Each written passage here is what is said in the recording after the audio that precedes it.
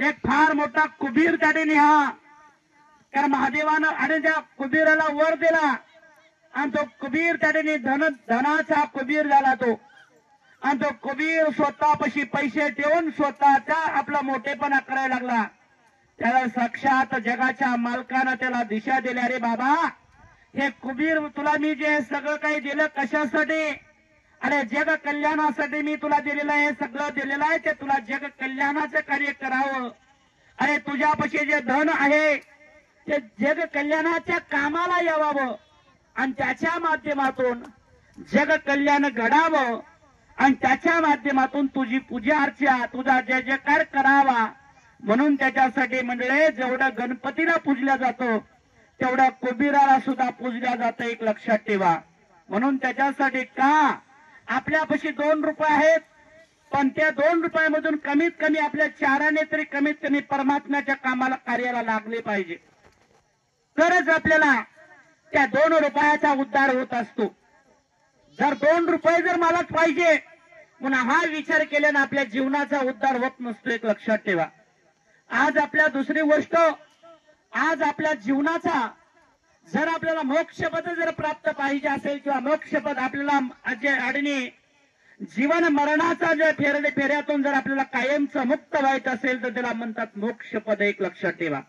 आणि जर मोक्षपद प्राप्त करण्यासाठी आपल्याला आपल्यापाशी सोनं चांदी पैसा कितीही असू द्या, आपल्यापाशी सोनं चांदी पैसा ह्याच्या माध्यमातून आपल्याला मोक्षपद अजिबात प्राप्त होत नाही. कारण देव काय म्हणतोय, अरे त्याच्यासाठी आपल्याला कर्म करावं लागतात, त्याच्यासाठी आपल्याला धर्म करावा लागतो, त्याच्यासाठी आम्ही पुण्य कमवावं लागतं म्हणतोय. ज्याचं जसं कार्य आहे, कारण एक लक्षात ठेवा, देव द्यायला येतोय पण आपल्याला घेता आलं पाहिजे, एक लक्षात ठेवा. आपण जर 2 रुपये जर देवासाठी आपण खर्च केले, 100% देव आपल्याला 5 रुपये त्याचा आणि दान दुपटीने देत असतो. पण त्याच्यासाठी आपल्याला अगोदर देवावर विश्वास दृढ ठेवावा लागत असतो. जोपर्यंत तुम्ही देवावर दृढ विश्वास ठेवत नाही तोपर्यंत देव तुमच्या आमच्यावर कृपा करत नसतो. देव तुमच्या आमच्यापाशी पैसा किती आहे, देव तुमच्या आमच्यापाशी सोनं किती आहे, चांदी किती आहे, तुम्ही काय करतात, किती तुमचं महत्व आहे, ते अजिबात बघत नसतं, एक लक्षात ठेवा. तुमच्या हातून तुम्ही किती चांगलं कार्य करता, तुमच्या हातून जास्तीत जास्त कर्म किती घडवतात चांगल्या माध्यमातून, आणि तुमच्या हातून दान धर्म किती मनापासून करतात, हे देव बघत असतो, एक लक्षात ठेवा. म्हणून त्याच्यासाठी आज आपल्या गावात मामाचं कार्य आलं, त्या कार्याची संगत तुम्हाला लाभती, त्या कार्याची सेवा तुम्हाला लाभती. पण एक लक्षात ठेवा, पण आपल्यापाशी जेवढा आपण 4 लोकांना मनापासून 4 लोकांना पोटभर जीव घालत नाही तोपर्यंत दान धर्म घडत नसते, एक लक्षात ठेवा. आज आपल्यापाशी पैसा कितीही तुम्ही दान करा, पैशाला मोल नाही, सोन्याला मोल नाही, चांदीला मोल नाही, तर मोल आहे कशाला? ह्या जमिनीचं धर्म दान कितीही करा तुम्ही, त्याला सुद्धा मोल नाही. पण मोल आहे कशाला? कारण त्याच्यासाठी भगवंत सांगतो, अरे तानेलेला पाणी द्या, मुख्यलेला त्या ठिकाणी अन्न द्या, कारण तोच खरा श्रेष्ठ धर्म आहे म्हणतोय. धर्म कशाला म्हणतो देव? अरे ज्या ठिकाणी एखादी माणूस तानेलं व्याकुल झालेला असेल, कारण त्याला पाणी द्या, कारण तोच खरा धर्म आहे म्हणतोय. मनुष्य धर्म कोणता? तोच सगळ्यात श्रेष्ठ धर्म आहे म्हणतोय. अरे एखादी माणूस अन्न बाबतीत व्याकुल झालेला आहे, जर त्याने खरोखर तुम्हाला सुख समाधानी आणि आपलं सर्व काही टिकून ठेवायचं असेल तर आपल्याला धर्म करावा लागतो. अरे बाबा, धर्म कसा केला पाहिजे? परमात्म्याच्या माध्यमातून धर्म केला पाहिजे, परमात्म्याच्या माध्यमातून त्याला धर्म म्हणता येतो. पण स्वतःच्या स्वार्थासाठी आपण धर्म केला कारण त्याला धर्म म्हणता येत नाही. कारण निस्वार्थानं धर्म केला पाहिजे, कारण तो धर्म सगळ्यात श्रेष्ठ असतो, एक लक्षात ठेवा. तो माझ्या कुठेतरी कामाला येणारा आहे म्हणून आपण त्याला जीव घातल्यानं कारण त्याला धर्म म्हणता येत नाही, एक लक्षात ठेवा. कारण धर्म कशाला म्हणतात? कारण त्याच्याबद्दल आपल्याला कुठलीही आशा नाही, कारण त्याला धर्म म्हणतात. किंवा लोकांना दारू कोंबडे केल्यानं त्याला धर्म म्हणत नाहीत, कारण लोकांना आपल्याला जेवढं अन्न चांगलं घालता येईल त्याला जास्तीत जास्त देवाच्या माध्यमातून महाप्रसाद चांगले आपल्या हातून कसा घडेल, देवाच्या नावाचं चिंतन घडलं पाहिजे आणि त्या चिंतनाच्या माध्यमातून त्याला तृप्त करता आलं पाहिजे. कारण तो खरा सगळ्यात श्रेष्ठ धर्म आहे. एक लक्षात ठेवा. आज वाळूमामा काय करतोय? आज मामा ह्या गावातून त्या गावात फिरतो, त्या गावातून त्या गावात फिरतो. मग मामा करतोय काय? तर मामा गोर गरीब आलड्या नळड्याला प्रत्येकाला मामा आपला अधिकार देतो आणि एका फाडीने आल्याच्या नंतर त्याला तृप्त करून पाठवतो. तो गरीब आहे का, तो श्रीमंत आहे का, तो कसा आहे, कोण कशा प्रकारचा आहे, तो अजिबात बघत नाही. तो कोण्या माध्यमातून याला तोही बघत नाही. पण तो कसा जरी आला त्याचा जीवात्मा समाधान कसा करता येईल आणि त्याच्या माध्यमातून ही धर्म कसा वाढवता येईल हा मामा कार्य करायला लागला. एक लक्षात ठेवा. कारण मामाचा उद्देश काय? अनेक लोकांना वाटतं मामाचा उद्देश काय? मामा मेंढ्या शेळ्या मेंढ्या घेऊन फिरायला लागलेत. मग मामाचा उद्देश काय पाठीमाग? अरे जेवढा ह्या सृष्टीमध्ये जेवढा धर्म वाढणार आहे तेवढा पुण्य वाढणार आहे आणि जेवढा धर्म आणि पुण्य वाढेल तेवढं ही सृष्टी तर एका सूत्रात चालणार आहे. कारण जर धर्माचं कर आणि पारड आणि पुण्याचं कर आणि पारड पूर्ण कमी जर झालं त्या सृष्टीमध्ये विनाश काळ हा आठळ आहे. म्हणून मामा काय सांगतोय? अरे या जगामध्ये डोंगरा एवढं पाप झालंय म्हणतोय मामा. काय? डोंगरा एवढं पाप झालंय आणि दोऱ्या एवढं फक्त पुण्य झालं शिल्लक आहे म्हणतो. दोऱ्या एवढं फक्त पुण्य शिल्लक आहे. त्या दोऱ्याच्या आधारावर डोंगर तरतोय म्हणतोय. विचार करा, विचार करा. अरे बाबा डोंगरा एवढं पाप झालंय आणि दोऱ्या एवढं पुण्य आहे. त्या दोऱ्याच्या आधारावर डोंगर तरतोय. विचार करा, आपली जागा 3.5 हात आहे म्हणतोय. तुम्ही जे म्हणतोय ना माझं माझं म्हणून 3.5 हातच आपली जमीन आहे म्हणतोय.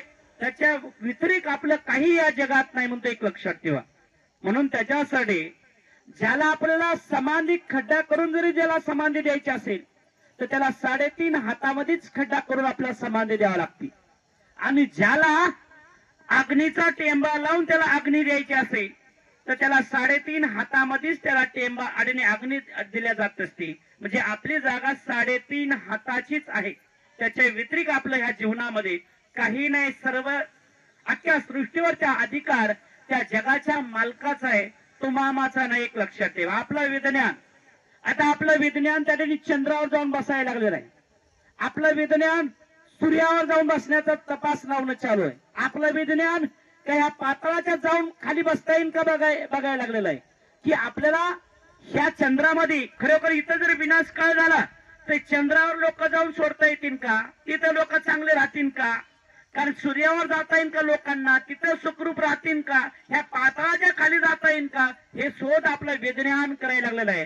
कारण आपलं विज्ञान कारण देवापेक्षा बी वेगानं पळण्याचा प्रयत्न करायला लागलेला आहे. पण देव काय म्हणतोय? कारण मामा काय सांगतोय? अरे या जगामध्ये विनाश काळ हा अटळ आहे म्हणतोय, चुकणार नाही म्हणतोय. पण ध्यानात ठेवा, अरे चंद्र सूर्याची टक्कर होईल. काय म्हणतोय मामा? चंद्र सूर्याची टक्कर होईल, टक्कर. आणि पृथ्वी गडप होईल. आता तुम्ही आम्ही किती जरी चंद्रावर जाऊन बसलो, तुम्ही आम्ही किती जरी सूर्यावर जाऊन बसलो आणि तुम्ही आम्ही कितीही पृथ्वीच्या खाली जाऊन बसलो तर मामा काय सांगतोय? हा चंद्र सूर्याची टक्कर होईल आणि पृथ्वी गडप होईल म्हणतोय मामा. म्हणून त्याच्यासाठी तुम्ही आम्ही किती जरी पळालो तर ते चुकणार नाही. जसं आपण म्हणतो ना, अरे 7:30 आपल्यावर ठरलेली आहे, आपल्यावर वेळ आणि प्रसंग आपला मरण ठरलेला आहे, ते चुकणार नाही. तसं देवानं ह्या जगाचा विनाश करण्याचा निर्णय जो घेतलेला आहे आणि जो विनाश कार्य जेव्हा चालू होणार आहे त्यावेळेस म्हणले ह्या जगामध्ये तुम्ही आम्ही कुठं जरी जाऊन बसलो तरी हे चुकणार नाही. याचा आपण अभ्यास केला पाहिजे आणि या अभ्यासानं आपण जेवढं होईल तेवढं तुमच्या आमच्या हातून धर्म कार्य कसं घडेल, पुण्याई कशी वाढेल याचा विचार आणि पाचार करून आपण कार्य घडवलं पाहिजे. ज्यावेळेस श्री सद्गुरू संत बाळूमामा ह्या जगामध्ये मामा आणि ज्यावेळेस मामा आपल्या मुख्य प्राण्याला मेंढ्या आणि मुख्य प्राण्याचा दरबार ह्या गावातून त्या गावात घेऊन फिरत होते. मग एका गावामध्ये श्री सद्गुरू संत बाळूमामाचा एक निष्ठावंत मामाचा एक भक्त होता. आणि तो मामाकडे यायचा, मामाची सेवा करायचा, भक्ती करायचा आणि मामाशी बोलायचा. तो मामा जे बोलले कारण त्या मामाच्या पुढे शब्द टाकायचा, एवढा हुशार तो. अजून मामा बोलायच्या अगोदर तो बोलून टाकायचा. मग एक दिवस मामा म्हणले, अरे जरा शांती घे, समाधानी घे. मामा म्हणल्याच्या खरं करतो. मामाचं भक्त मामाला म्हणतोय, मामा काय समाधानी घ्यायची? असून माझ्यापेक्षा किती मोठा असशील तू? माझ्यापेक्षा असून किती वडीलधारी असशील तू? असून 2-3 वर्षाचा फरक आहे तुझा आणि माझ्या वयाचा. काय तुझ्या आणि माझ्या वयाचा फरक 2 ते 3 वर्षाचा फरक असेल. लई केलं तर 5 वर्षाचा फरक असेल. त्याच्यात वरचा तू जास्त माझ्यापेक्षा वडीलधारी नाही. म्हणून त्याच्यासाठी आता मला काही सांगायची गरज लागत नाही मामा. फार मी हुशार आहे आणि मला बोलायचं कळतं मामा. काळजी करू नका, मी चुकत नाही, घाबरू नका. त्यावेळेस मामा गालात असले आणि हसत मामानं सांगितले. त्यावेळेस हसत मामानं चुटकी वाजवली, सांगितले, तू असं समजतो ना मी 4-2 वर्षानं तू आणि माग पुढं असेल असं वाटत असेल. त्यावेळेस मामानं सांगितले, मी एक कोड तुला सांगतो रे. काय? मी एक कोड सांगतो. त्यावेळेस कोड सांगतो म्हणल्याच्या मामानं सांगितलं, माझ्या जर कोड्याचं उत्तर दिलास तू हुशार, माझ्या कोड्याचं उत्तर नाही दिलास तर तू हुशार नाही. त्यावेळेस मामानं सांगितलं, ए डिजा. तर मंडळी खरोखर त्यावेळेस श्री सद्गुरु संत बाळूमामानं त्या आणि भक्ताला सांगितलं. तो भक्त मामाला म्हणला, मामा काही अडचण नाही, तुम्ही सांगा कोड, मी उत्तर देतो. मामानं सांगितलं, एक राजा होता. काय? एक श्रीमंत राजा होता. आणि तो श्रीमंत राजाचा एक गुरु होता, एक शिष्य. आणि खरोखर त्या राजाचा एक गुरु होता. आणि तो गुरु शिष्याच्या घरी कायम यायचा. मग शिष्याचं सगळं कार्य बघून तो आनंदून जायचा. एक दिवस त्या राजाला आपल्या गुरुनं सांगितलं की तू एक काम कर, तू धर्म कर. काय कर? धर्म कर, धर्म. मग धर्म कर म्हणल्याच्यानंतर तो राजानं त्याने ठरवलं होतं काय करायचं, तर धर्म करायचं. मग धर्म करण्यासाठी काय करावं, अनेक गोष्टी करायला लागला.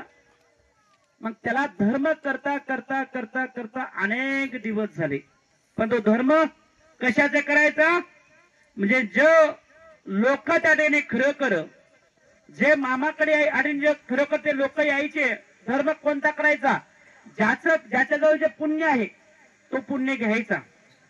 ते पुण्य घ्यायचं आणि त्याच्या मोबदल्यामध्ये त्यानं हिरे मोती पैसा सोनं चांदी द्यायचा. हा त्याचा धर्म कार्य चालू झालं. मग त्यावेळेस म्हणले खरोखर मग त्या राजानं ठरवलं हे काय धर्म नाही. आपल्या गुरुनं सांगितलं ते बी काय त्याच्या डोसक्यात बसणं झालं. त्यानं धर्म कार्यही सोडून दिलं. मग त्यानं काय विचार केला, त्या राजाने एका भूताची तप केली. कोणाची? एका भूताची तप केली. भूताची आराधना केली, भूताची. आणि त्यानं राजानं काय केलं, भूत प्रसन्न करून घेतलं. आणि भूत प्रसन्न करून घेतल्याच्या राजाला ते भूत प्रसन्न झालं. राजाला भूत प्रसन्न झाल्याच्या नंतर म्हणजे खरोखर तो राजा भूत आलं राजापाशी. राजाला सांगितलं, माग आता तुझी काय इच्छा आहे ते सांग. काहीच नाही, मला भूत प्रसन्न झालं. त्या भूताला सांगितलं, बाबा माझ्या कामासाठी मी तुला प्रसन्न करून घेतलेला आहे. आता राजाच्या बंधनामध्ये तो भूत झालं. मग राजानं आपल्या शेतातलं कुठले काम सांगायचं, लगेच ते भूत काम करायचं, वख्य काम पूर्ण व्हायचं. मग असे काम पूर्ण होत असताना म्हणले खरोखर सगळे काम व्यवस्थित पूर्ण व्हायला लागली. एक दिवस ते भूत राजाकडे आलं. ते राजाला भूत म्हणायला लागलं, बाबा तू जे मला काम सांगायला लागला त्या कामानं माझं काही पोट भरणा झालंय, पोटच भरणा झालंय, समाधान वाटणं झाले म्हणून. मग तो राजा म्हणला, बाबा काय करावं लागेल, तू मला असं काम सांग, कायमचं काम सांग, कामापासून माझं मन समाधान झालं पाहिजे असं काम मला सांग. तर त्यावेळेस म्हणले खरं राजानं डोकं लावलं, तर काय करावं. ज्या राजानं त्या भूताला प्रसन्न करून घेतलं होतं तो राजाही हुशार होता, चाणक्य होता. राजाला डोकं लावलं तर काहीतरी कळलं पाहिजे.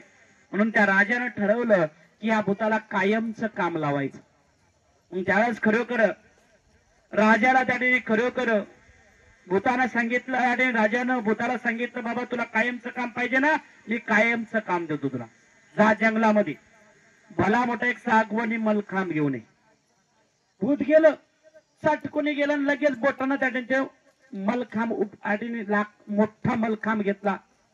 त्याला चांगली छाटणी करून तो व्यवस्थित मलखांब घेऊन आला. तो भूत राजाच्या आणि द्वाराच्या समोर आवाज दिला राजाला, राजे बाबा मलखांब आणलाय.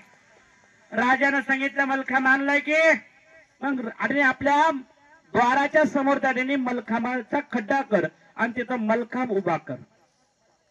मलखांब उभा केला.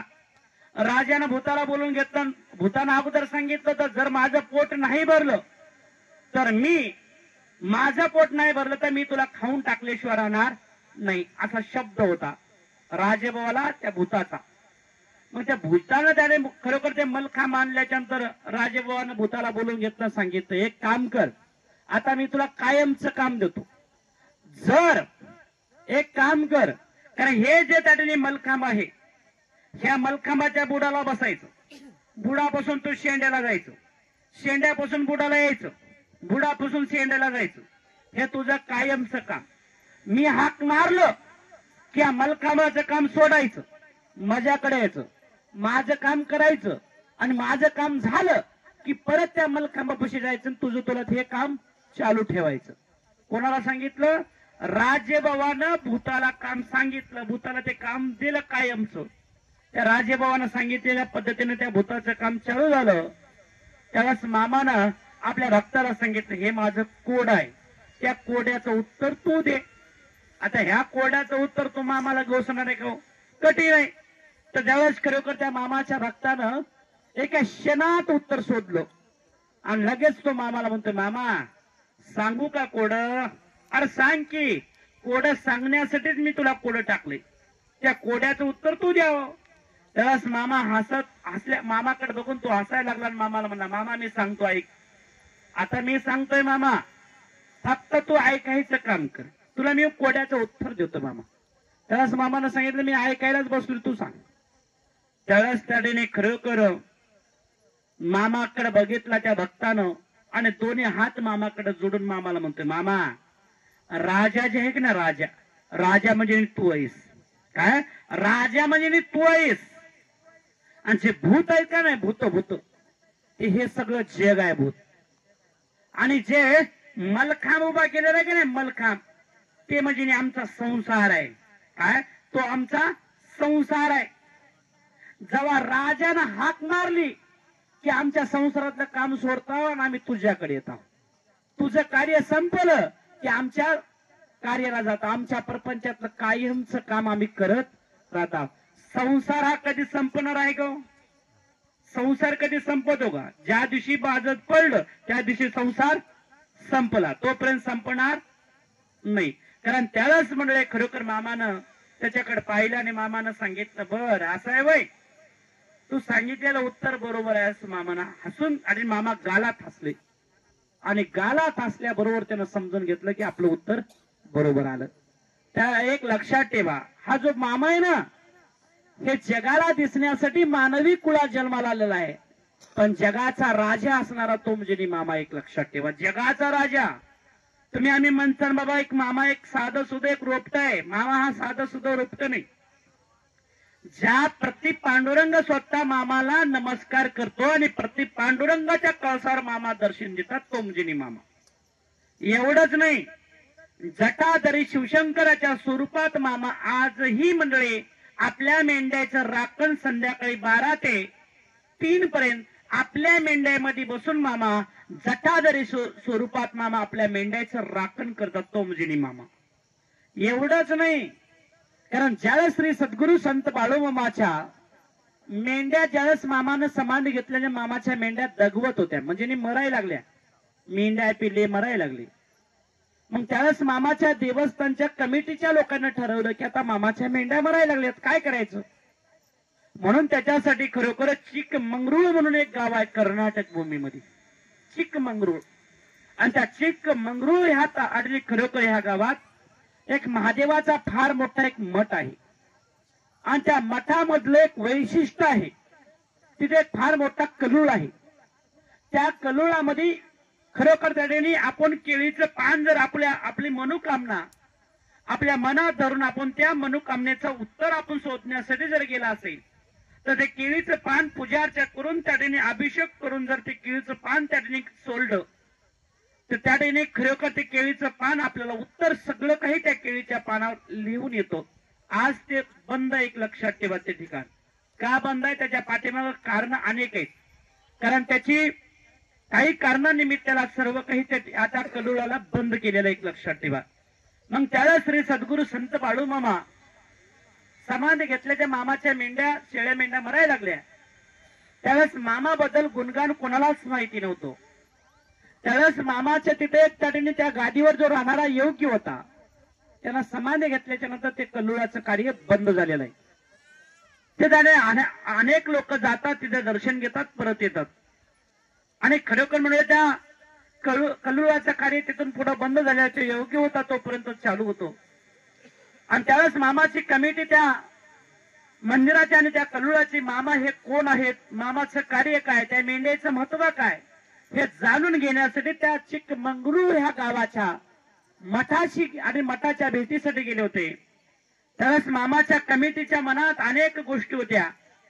त्यावेळेस तिथला जो योग्य होता तो योगी शिवा द्यायला लागला मामाच्या कमिटीला. का? कारण मामाच्या मेंढ्याची आणि मामाच्या मेंढ्या विकावं आणि मोठं मामाचं मंदिर बांधावं ही भावना कमिटीतल्या काही लोकांची होती. त्यावेळेस मंडळी मामाचे कमिटीतले लोक तिथे गेले. तो भडकला आणि तो गर्दा करायला लागला, कोणाच्या मेंढ्या इकाय निघाला तुम्ही, कोण आहे असं समजायला लागला तुम्ही, बाळू मामा म्हणजे कोण समजला तुम्ही, अरे तो जगाचा मालक आहे तो आणि जगाच्या मालकाच्या प्रपंचाशी खेळसान तर फुकट मरसान असं खरं करतो योगी सांगायला लागला. आणि तो योगी म्हणायला लागला, अरे साक्षात शिवशंकराचं स्वरूप असणारा तो म्हणजे मामा आहे आणि त्या मामाच्या प्रपंचाचा खेळ तुम्ही आम्ही जर मांडायचा विचार केला तो जगाचं कल्याणासाठी त्याचा अवतार आहे आणि जग कल्याणाचं कार्य करत हा निघालेला आहे. त्या प्रपंचात तुमच्या आमच्यानं होती ती सेवा करा, पण त्या प्रपंचाची काही जरी आपण मनात आणून काही जर कार्य करायला गेला तर फुकट आपल्या प्रपंचाची राख रांगोळ करण्याची ताकद त्या अवतारात आणि त्या कार्यात आहे. म्हणून त्याच्या नादाला लागू नका. मग तिथल्या लोकांना आणि मामाच्या कमिटीने सांगितलं हे बरोबर आम्ही राखाय तयार आहोत पण काय करावं. पण मेंढ्या आणि शेळ्या पिल्ले वाचना झालेत, मरायला लागलेत, मर लागले त्या ठिकाणी मरायला लागलेत, आम्हाला काही सुधारणा झालं. त्यावेळेस मामाचं मंदिर बांधकाम चालू होतं आणि पूर्ण मामाच्या मंदिराचा कळस फिळस बसलेला होता, मंदिराची स्थापना झाली होती, सगळं काही झालेलं होतं पूर्ण. तर त्यावेळेस मंडळी खरोखर ज्यावेळेस केळीचं पान त्या ठिकाणी खाली सोडलं आणि त्यावेळेस मामाचं पूर्ण आणि पूर्ण महागलचं पुढचं सगळं काही लिहून आलं की मामा हा जटाधारी शिवशंकर आहे. आणि जर तुम्हाला कारण बाळूमामाच्या शेळ्या मेंढ्याचं कारण जर राखण करायचं असेल आणि ते बचूती आपल्याला खरोखर ते पिल्ले शेळ्या मेंढ्या मरण्याचा प्रकार थांबवायचा असेल तर तुम्हाला एक कार्य करावं लागेल. ते कार्य जर तुम्ही केला तर तिथून पुढे तुमच्या शेळ्या मेंढ्या मरायचा प्रकार बंद होईल. मग त्याच्यासाठी कार्य करण्याचं काय करायचं ते लिहून पाठवलं होतं की तुम्ही इथून जे मामाचं भव्य दिव्य जे मामाचं मंदिर बांधकाम केला, स्थापना केला, त्याच्यात मामाला समाधान अजिबात नाही. कारण त्याच्यासाठी कारण जो मामाचा जो आणि कळस आहे कळसाच्या वरी तिरसूळ आणि लावावं लागेल आणि भगवा पताका आणि डमरूवरी बांधावा लागेल. तिथून पुढे तुमच्या शेळ्या मेंढ्याचा मरण्याचा प्रकार कायम थांबला जाईल असं मामाला. कारण मामाचं भाकीत त्या ह्याच्यावर आलं केळीच्या पानावर आणि मामा हा जटाधारी शिवशंकर आहे. कारण त्या शिवशंकरापाशी त्रिशूळ आणि कारण त्या डमरूळ नसल्यामुळं आणि भगवा पताका तिथं नसल्यामुळं तो देव स्वतःची नुकसान स्वतः करून घ्यायला लागलेला आहे, स्वतःच्या पायावर स्वतः दगड टाकून घ्यायला लागलेला आहे. म्हणून त्याच्यासाठी तुम्ही इथून जाऊन कारण त्या मंदिराच्या वरच्या टोकाला कळस आणि कळसाच्या वरी कारण तिरसूळ आणि त्या तिरसूळाला डमरूळ आणि त्याने भगवा पताका बांधा. तिथून पुढे तुमच्या शेळ्या मेंढ्या मरायचा प्रकार कमी होईल असं त्या केळीच्या पानावर दिलं. आणि तिथून खरोखर मामाची कमिटी परत आपल्या मंदिरात आले आणि एक दिवस ठरवून त्याने तिरसूळ असं सुंदर बनवलं. तिरसूळ, डमरूळ आणि पताका घेऊन त्याने आधी ते खरोखर कळसाच्या वरच्या टोकाला त्या तिरसूळ आणि डमरूळ आणि पताका बांधल्या गेला. ज्या दिवशी त्याची पूजा अर्चा करून बांधल्या गेले त्या दिवशी शेळ्या मेंढ्या मारायचा प्रकार कायमचा बंद झाला, एक लक्षात ठेवा. आणि तिथून पुढे मामाचा प्रपंच वाढत गेला. तो म्हणजे मामा. कारण मामा म्हणजे निस्ता मामा नाही, कारण मामाच्या मुखातला शब्द आहे, अरे ह्या सृष्टीचं राखण करण्यासाठी माझं तिरसूळ जगाच्या माथ्यावर आहे म्हणतोय मामा. काय सांगतोय? माझं तिरसूळ. माझं म्हणजे कळतो का? हा शब्द कोणाला कळत असला तर कळेल, ज्याला कळत नाही त्याला कळत नाही. तिरसूळ मामा काय सांगतोय? तिरसूळ कोणाचं आहे? महादेवाचं आहे. तर मामा काय सांगतोय? माझं तिरसूळ जगाच्या माथ्यावर, जगाचं राखण करण्यासाठी जगाच्या माथ्यावर माझं तिरसूळ आहे. आणि ते जगाचं राखण करण्यासाठी मी कारण उभा केलेला आहे. माझं जगाच्या माथ्यावर माझं तिरसूळ आहे म्हणजे एक लक्षात ठेवा. तो म्हणजे मामा. म्हणून आज मी श्री सद्गुरु संत बाळूमाच्या समोर तो तिरसूळ हे कायम पाहिजे मामाच्या समोर, एक लक्षात ठेवा. आणि आजही बाळू मामा आपल्या शेळ्या मेंढ्यामधून कारण जटाधारी शिवशंकराचं स्वरूप दाखवणारा तो म्हणजे मामा. एकदा श्री सद्गुरु संत बाळू मामा आपल्या भक्तीचं वैभव घेऊन फिरत होते. एक वेळेस म्हणजे असं झालं की ज्यावेळेस मामा आपलं कार्य घेऊन फिरत असताना, ह्या गावातून त्या गावात कार्य घेऊन फिरत असताना एक दिवस मामाला मुक्कामाला मामा कायम तंबू मारायचे आणि त्या तंबू मध्येच मामा वास्तव्य करायचे, बाहेर कुठं करायचे नाही. मग एक दिवस मामाला गडबडीमुळे त्या दिवशी तंबू मारण्यात आला नाही आणि मामा उघड्यावर, आणि मामानं आपल्या क्वाट उघड्यावर होता मामाचा, उघड्यावर सगळं मोकळं रान. आणि त्या मोकळ्या रानामध्ये कारण मामा खरोखर आपला तंबू मारलेला नव्हता. शिवशंकर कुठं राहतो हे माहिती आहे तुम्हाला, कारण त्या देवाला उघडं पाहिजे सगळं. तर मंडळी खरोखर त्यावेळेस मंडळीकडे तंबू मारलेला नसल्यामुळं कारण मामाचा जो कोट गादी होती, कारण त्यावेळेस मामा संध्याकाळी एक मामाचा भक्त आला होता, त्या भक्ताला मामा गप्पा मारत बसले होते. संध्याकाळचे 12 वाजले. 12 वाजे तर मामा आणि तो भक्त गप्पा मारत होते. आणि संध्याकाळच्या 12च्या नंतर मामा त्याला काय म्हणतात, आता 12 वेळ भरपूर झाला रे, आता आराम केलं पाहिजे. तो मामाचा भक्त मामाला म्हणतोय. कारण मामा काय म्हणतात, होय रे आता आपण आराम करू, पण तू कुठं झोपणार? मामा मी काय तुमच्यापाशी झोपणार बघा, मला भेव वाटते. मी बोलतो फक्त तुम्हाला, पण मला भेव वाटते मामा तुमच्या जवळ झोपायला. मामा माणसासारखे दिसायचे, पण मामाला भ्यायचे लोक. एवढा तो नाद भेट होते. कारण मामाचं दर्शन आज आम्ही जेवढ्या अंतरावर मामाचं दर्शन घेतो ना, एवढ्याच अंतरावर लोक त्यावेळेस सुद्धा मामाचं दर्शन घ्यायचे, महिला असेल किंवा पुरुष असेल. कारण मामाच्या जवळ जाऊन मामाचं दर्शन घेण्याची क्षमता कोणातही नव्हती. असे लोक अंतरानं बोलायचे. मला बोलत असताना सुद्धा 10 फूट अंतरानं लोक मामाला बोलायचे. आपलं काही साकडं संकटग्रहण असेल तर 10 फूट अंतरानं बोलायचे मामा. पण त्यावेळेस म्हणाले खरोखर मामा त्याला म्हणायचे, अरे माझ्या जवळ झोपी जा. नाही मामा मी तिथं जाऊन झोपतो, मेंढ्याच्या शेजारी जाऊन झोपतो.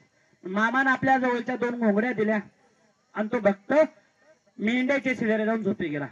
संध्याकाळच्या बरोबर 1 वाजला. 1 म्हणता बरोबर 1:30 वाजले. 1:30 वाजल्या बरोबर कारण ह्याला डोळा लागलेला होता. मग डोळा लागल्याच्यानंतर जिथं मामा सुते गेले होते, कारण तिथं आगीचा भडका उडाला.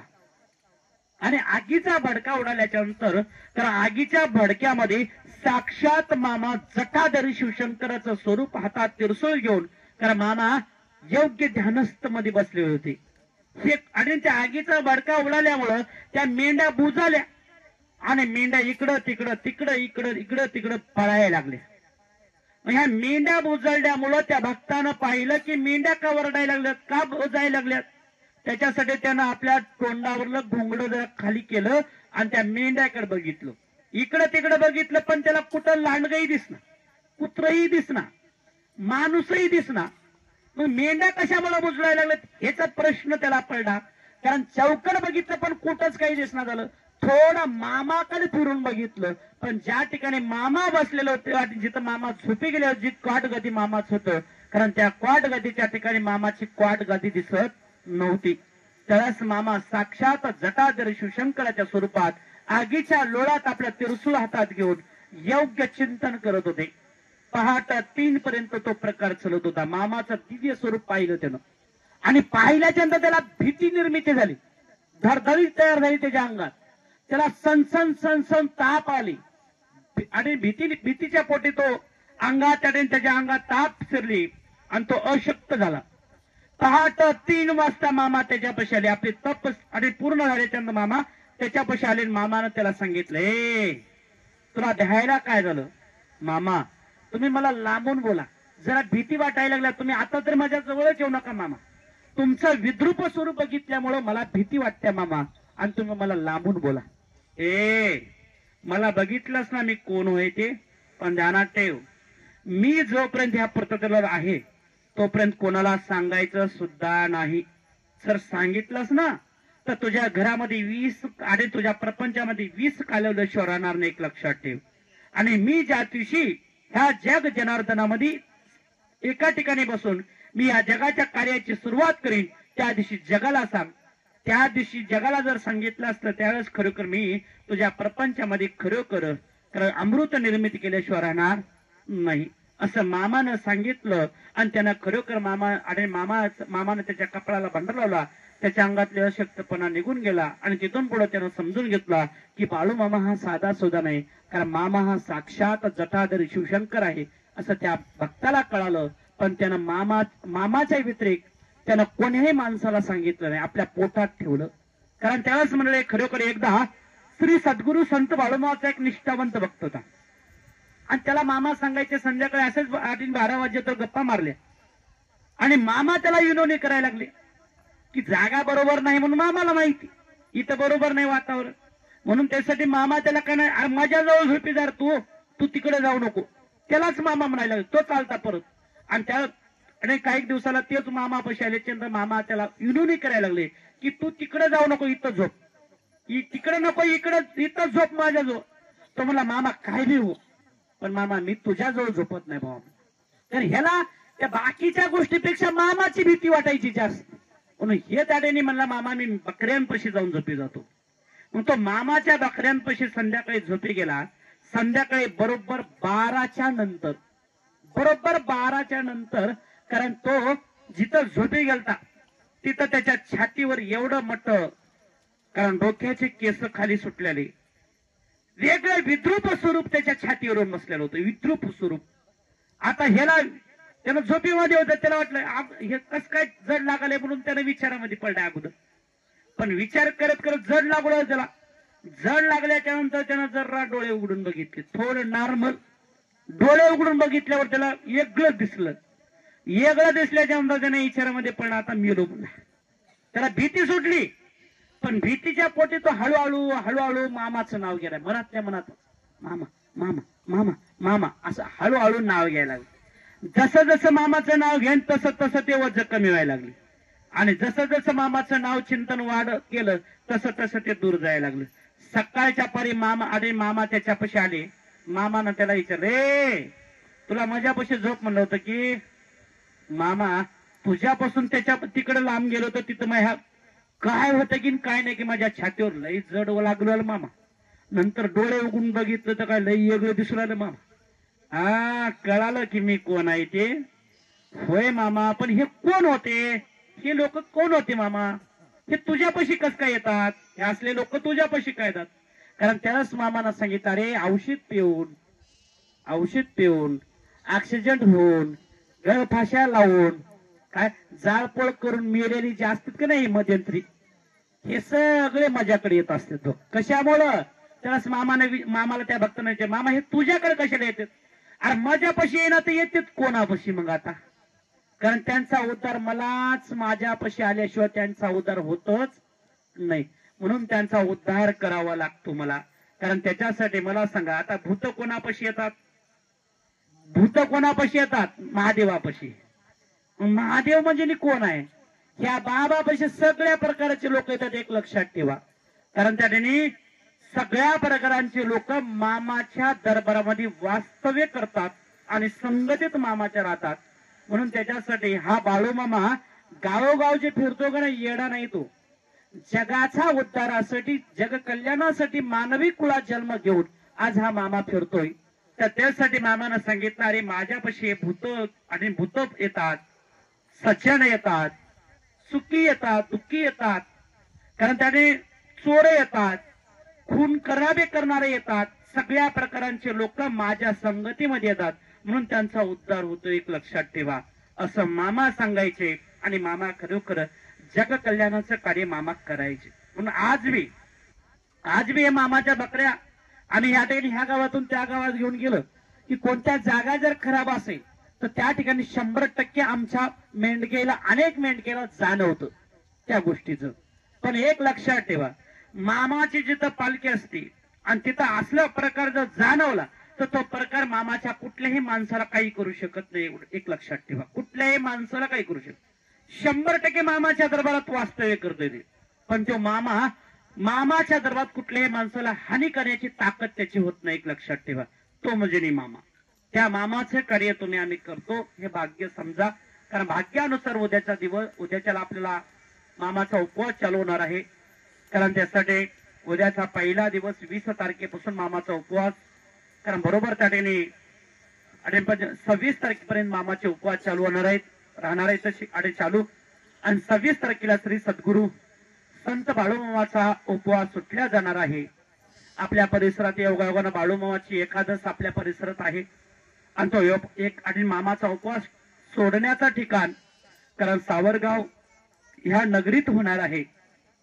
तर महत्वाचा मुद्दा, आज काही 10 वर्षाखाली मामाची पालखी सावरगाव ह्या गावात आपली होती, त्यावेळेस सुद्धा मामाचा उपवास त्याच गावात सुटलेलं होतं. आणि तिथूनच मामाच्या शेळे मेंढ्याचं दूध आदमापूरला गेलं होतं. आजही मंडळी मामाच्या प्रत्येक पालखीतून दूध त्या ठिकाणी बरोबर आणि 25 तारखेला दूध काढल्या जातं संध्याकाळी 12 वाजता. संध्याकाळी 12 वाजता दूध काढल्यालं दुसऱ्या दिवशी 12 वाजता तिथं पोहोचल्या जातो. म्हणजे बरोबर त्या ठिकाणी मामाचं दूध त्या ठिकाणी, कारण त्या ठिकाणी 24 तारखेला दूध काढल्या जातो, 25 तारखेला तिथं दूध सकाळी 12 वाजता पोहोचल्या जातो. 12 वाजता त्या ठिकाणी पोहोचल्याच्या नंतर 3 वाजता दूध मामाच्या मंदिरामध्ये पोहोचल्या जातं. संध्याकाळी आणि सांच्यापरी 3 वाजता ते दूध पोहोचल्याच्या नंतर 3 घागरी, कारण 3 घागरी मडख म्हणजे त्या ठिकाणी जे कुंभारापाशी बनले जातात मोठ्या 3 घागरी, कारण त्या 3 घागरीमध्ये ते दूध ठेवल्या जातं, पांढऱ्या कपड्यावरून बांधल्या जातं. आणि बरोबर सकाळी 26 तारखेला सकाळी बरोबर त्या ठिकाणी पहाट आणि बरोबर 5ची भगवंताची आणि पूजा झाली की त्याच्यावरलो, कारण आणि 5ची आरती होती, आरती झालं की वरचा कपडा सुती कपडा काढला जातो. 3 घागरी मधलं महत्व, एका घागरीमध्ये तूप तयार होतो ऑटोमॅटिक, एका घागरीमध्ये दही तयार होत असतो आणि एका घागरीमध्ये निरसं दूध तयार होत असते. एक लक्षात ठेवा, तो म्हणजे मामा. आजही मामाचा भंडारा उत्सव त्या 3 घागरीच्या माध्यमातून हजारो लाखो लोक तिथला प्रसाद घेण्यासाठी येतात. एक लक्षात ठेवा, लाखो लोक प्रसादाचा लाभ घेण्यासाठी, कारण ते पंचामृत म्हणून, कारण देवाचं अमृत त्याच्यामध्ये निर्मित होतं ते अमृत मामा. कारण ज्या दिवशी बारस असते, कारण बरोबर 26 तारखेला मामा त्या पंच आणि अमृताचा लाभ लाखो लोकांना प्राप्त करण्याचं काम केलं जात असते. एक लक्षात ठेवा, ज्या दिवशी मामाचा प्रसाद बनला जातो बरोबर त्या ठिकाणी, कारण त्या ठिकाणी 25 तारखेला प्रसाद सकाळपासून प्रसादाची सुरुवात, बनवण्याच्या प्रसादाची सुरुवात होती. कारण आणि 25 तारखेला अख्खा दिवसभर प्रसाद चालू होत आणि तयार होत असतो. रात्रभर प्रसाद होतो, एक रात्र आणि एक दिवस प्रसाद निस्ता बनवावा लागतो. आणि आलेल्या सर्व भक्तांना सकाळी, जसं तुम्ही आम्ही प्रसाद घेतो ना जिथं मामाच्या दरबारात एका पंक्तीला बसून, एखाद दिवस तुम्ही मामाच्या दरबारात त्यावेळेस त्या प्रसादाची निवेदन बघण्यासाठी 100% जा. लाखो भक्त जातो, लाखो, त्या लाखो भक्ताची पंगत एका टायमाला जवळपास एका टायमाला 10,000 लोक एका टायमाला, एका 15 ते 20 मिनिटाच्या अगोदर, कारण ती पंगत उठून बाजूला जाते. एक लक्षात ठेव, एका टायमाला बरोबर एका पंक्तीला 15,000 ते 10,000 ते लोकसंख्या एका पंक्तीला बसतो. तर सकाळी 9 पासून संध्याकाळी 9 पर्यंत महाप्रसाद चालू असतो. कारण अजिबात पंगत खंडित नसती, पंगत खंडितच अजिबात नसती. प्रसाद भेटला नाही असं एकही माणूस म्हणू शकत नाही. एक लक्षात ठेवा. कमीत कमी मामाच्या भंडाऱ्या उत्सवाच्या दिवशी आणि त्या महाप्रसादाला कमीत कमी नाही म्हणलं तर त्या दिवशी कमीत कमी, कारण त्या ठिकाणी 7 ते 8 लाख लोक त्या दिवशी प्रसादासाठी असतात. एक लक्षात ठेवा. पण तेवढे लोकांना पोटभर प्रसाद मामाच्या दरबार, ते बी पंक्तीने बसून पोटभर समाधान त्या ठिकाणी पातर जागेवर भेटलं जातं, पाणी जागेवर भेटलं जातं, अन्न जागेवर भेटलं जातं. कारण त्या ठिकाणी खरोखर कारण लगेच प्रसाद घेणं झालं की आणि पातर सुद्धा उचलण्याची तयारी लगेच असते पाठीमागे. एक लक्षात ठेवा. बरोबर 12 तास अन्न चालते, 12 तास, पण अजिबात एकाला सुद्धा कमी पडत नाही. कारण तो त्या दिवशी जगाचा मालक स्वतः बसून असतो. कारण त्या आणि प्रत्येकाला अमृत वाटण्याच्या कार्यामध्ये बसून असतो. एक लक्षात ठेवा. आणि अमृत कोणाला भेटलं नाही असं सुद्धा कधी जाणू देत नाही, तो म्हणजे मी मामा. त्या मामाचं कार्य तुम्ही आम्ही करतो. त्या मामाच्या पालखीचं वैभव आपल्या गावात आलं तर एकूण मामाची एकूण त्या ठिकाणी आज 19 पालखी सोहळे ह्या जगातून फिरायला लागले उघड्यावर. आणि त्या ठिकाणी 20 मामाचा आदमापूर ह्या जगामध्ये जगाच्या मालकाचा भंडारा उत्सव. कारण त्या ठिकाणी येणाऱ्या, कारण त्या भंडारा उत्सवाचा लाभ आवश्यक आपण घेण्याचा प्रयत्न करा. येणाऱ्या आणि बरोबर 27 तारखेला मामाची पालखी मिरवणूक आदमापूर मधून होईल. आणि आदमापूरची पालखी मिरवणूक झाली की 26 तारखेला त्या ठिकाणी मामाचा प्रसाद, 27 तारखेला मामाचा पालखी मिरवणूक आणि 27 तारखेला पालखी मिरवणूक झाली की लगेच मामाची यात्रा फुटल्या जाते, नवीन यात्रा भरल्या जाते, लगेच आमुष्याची यात्रा चालू होत असते. कारण असं जवळपास मामा 9 ते 10 दिवसाची यात्रा कंटिन्यू निस्त्या भक्ताची यात्रा भरवतो. आणि तो आणि भक्ताचं वैभव ह्या जगात पसरण्याचं काम मामा करतो. एक लक्षात ठेवा. त्या मामाचा जन्म 3 ऑक्टोबर 1892 आहे. 4 सप्टेंबर 1966 ची मामाची संजीवनी समाधी. त्या मामाचं चारित्र्य किती जरी सांगितलं तरी संपणार नाही. आवश्यक आपण सुद्धा मामाच्या यात्रेमध्ये सहभागी होण्याचा प्रयत्न करा आणि आवश्यक त्या प्रसादाचा लाभ घेण्याचा प्रयत्न करा. सर्वांना दोन्ही हातांनी टाळी वाजून भगवंताच्या नावाची जप करा. मामाचं चरित्र मी किती जरी सांगितलं तरी संपणार नाही. सर्वांना दोन्ही हातांनी टाळी वाजून भगवंताच्या नावाचे चिंतन करा. आजच्या पंक्तीचे अन्नदाते 5 जण देवाच्या समोर या आरती धरण्यासाठी. सर्वांना दोन्ही हातांनी टाळी वाजून भगवंताच्या नावाचं जप करा. हरे राम हरे राम.